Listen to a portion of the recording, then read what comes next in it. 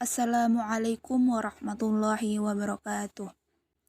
Di sini kami dari kelompok 6 Prodi Tadris Matematika kelas C, Institut Agama Islam Negeri Kediri, akan menjelaskan mata kuliah metodologi studi Islam pada subbab Islam sebagai sumber ajaran yang beranggotakan kelompok 6.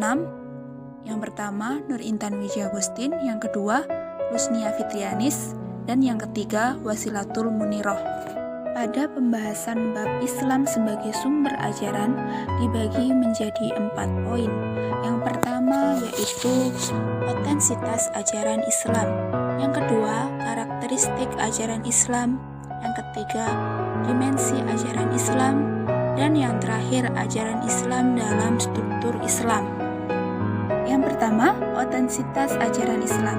Kita tahu bahwa ajaran yang dibawa oleh Nabi Muhammad SAW secara khusus disebut sebagai agama Islam atau din al-Islam. Nabi Muhammad membakukan ajaran agama Islam tersebut dengan sempurna, yang menjamin otensitas dan sekaligus perkembangannya sesuai dengan tuntunan perkembangan zaman dan tempat. Dalam otensitas ajaran Islam, kita juga perlu memahami bagaimana sistem pembakuan ajaran Islam itu. Nah, yang pertama, membukukan secara otentik sumber dasar pokok-pokok dan ajaran Islam sebagai wahyu dari Allah Subhanahu wa taala yang tertuang dalam Al-Qur'an. Yang kedua, memberikan penjelasan, contoh, dan teladan pelaksanaan agama Islam yang secara operasional dalam sosial budaya umatnya, yang kemudian dikenal dengan sebutan as-sunnah atau al-hadis. Yang ketiga, memberikan metode untuk mengembangkan agama Islam secara terstruktur dalam kehidupan sosial budaya umat manusia sepanjang sejarah dalam sistem ijtihad yang ada. Dalam otensitas ajaran Islam sebagai kumpulan otentik dari Al-Quran, yang mana dari otentik sepanjang masa dan menjamin ajaran agama Islam akan tetap sempurna. Menurut Taufikullah yang mengemukakan pengertian as-sunnah menurut terminologi merupakan segala sesuatu yang disandarkan kepada Nabi Muhammad SAW, baik berupa perkataan, perbuatan, dan ketetapan atau takrir. As-sunnah adalah kelengkapan dari Al-Quran. Oleh karena itu, as-sunnah juga merupakan sumber otentik dari ajaran Islam. Untuk selanjutnya, karakteristik ajaran Islam. Yang pertama, komprehensif. Komprehensif dalam ajaran Islam itu tidak dibatasi oleh dimensi ruang dan waktu. Artinya, Islam yang hadir di tengah masyarakat itu sebagai penyempurna dari agama-agama yang sebelumnya dan berlaku sampai kapanpun sebagai pedoman bagi kehidupan manusia. Yang kedua yaitu moderat. Artinya, ajaran Islam memenuhi jalan tengah, tidak berat ke kanan untuk mementingkan kejiwaan dan tidak berat ke kiri untuk mementingkan kebendaan. Artinya di sini menyelaraskan antara kenyataan dan fakta. Yang ketiga yaitu dinamis. Ajaran Islam mempunyai kemampuan bergerak dan berkembang. Artinya, kemajuan dalam ajaran Islam itu bersumber dari luar dan dalam, yang memberikan sejumlah hukum positif yang dapat digunakan untuk segenap masa dan tempat. Yang keempat yaitu universal. Artinya, dalam ajaran Islam tidak membeda-bedakan individu dalam hal bangsa, pangkat, derajat, warna kulit, dan bahasa. Artinya, ajaran Islam itu terletak pada keesaan Allah sebagai kesatuan umat manusia yang telah memberikan perlindungan tanpa adanya diskriminasi. Yang kelima, elastis dan fleksibel. Artinya, dalam ajaran Islam, setiap individu dibebankan sikap disiplin yang wajib untuk dilaksanakan dan apabila dilanggar akan berdosa.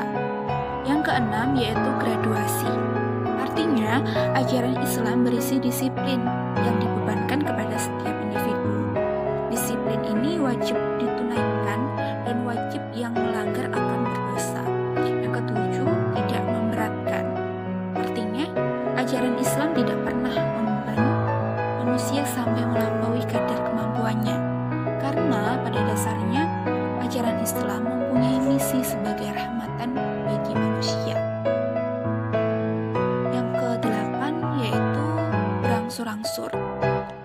Artinya, ajaran yang ada dalam Islam itu diberikan kepada manusia secara psikologi sesuai dengan fitrahnya masing-masing, yang diturunkan secara berangsur-angsur. Yang kesembilan yaitu sesuai dengan fitrah manusia, artinya sesuai dengan watak hakiki dan asli yang dimiliki oleh setiap manusia. Yang kesepuluh yaitu argumentatif filosofis, yang artinya ajaran Islam itu tidak cukup menetapkan persoalan-persoalan dalam mengandalkan doktrin lugas dan instruksi keras, tetapi juga mengikuti dan menguasai segala persoalan dengan disertai alasan yang kuat dan argumentasi yang akurat. Baik, saya akan menjelaskan dimensi ajaran Islam. Yang pertama ada akidah, yang kedua ada akhlak, yang ketiga ada syariah. Yang pertama akidah. Secara istilah, akidah adalah sesuatu yang wajib diyakini tanpa keraguan. Inti dari ajaran akidah yaitu mengesahkan Allah dengan meyakini bahwa tiada Tuhan selain Allah.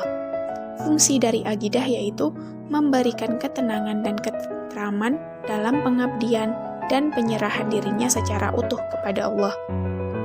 Seseorang yang memiliki akidah yang kuat, maka ia akan tertib dalam beribadah dan memiliki akhlak mulia. Yang kedua ada akhlak.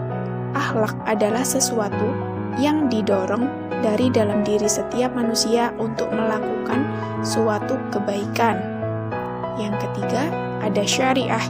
Syariah mempunyai arti kata aturan dalam Islam, di mana Islam adalah agama yang sempurna mengatur seluruh aspek kehidupan manusia. Ajaran Islam dalam struktur Islam. Yang pertama ada Islam, yang kedua iman, yang ketiga ihsan. Yang pertama Islam. Islam artinya sikap penyerahan diri, kepasrahan, ketundukan, kepatuhan seorang hamba kepada Tuhannya dengan senantiasa melaksanakan perintahnya dan menjauhi larangannya demi mencapai kenyamanan dan ketentraman hidup baik di dunia maupun di akhirat. Unsur-unsur pembentuk Islam terdiri dari 5 rukun Islam, yaitu membaca 2 kalimat syahadat, mendirikan sholat 5 waktu, menunaikan zakat, puasa, dan haji bagi yang mampu. Iman. Iman adalah membenarkan dengan hati, diikrarkan dengan lisan, dan dilakukan dengan perbuatan. Rukun iman ada 6. Iman kepada Allah, iman kepada malaikat, iman kepada kitab-kitab Allah, iman kepada rasul-rasul Allah, iman kepada hari akhir, dan iman kepada takdir Allah. Ihsan. Ihsan adalah menyembah Allah seolah-olah dia melihatnya, dan bila dia tidak mampu membayangkan melihatnya, maka orang tersebut membayangkan Allah senantiasa melihat perbuatannya. Ihsan berarti perbuatan yang baik. Para ulama menggolongkan ihsan ke dalam 4 bagian, yaitu ihsan kepada Allah, ihsan kepada diri sendiri, ihsan kepada sesama manusia, dan ihsan kepada semua makhluk Allah. Sekian presentasi dari kelompok kami, kurang lebihnya mohon maaf. Wassalamualaikum warahmatullahi wabarakatuh.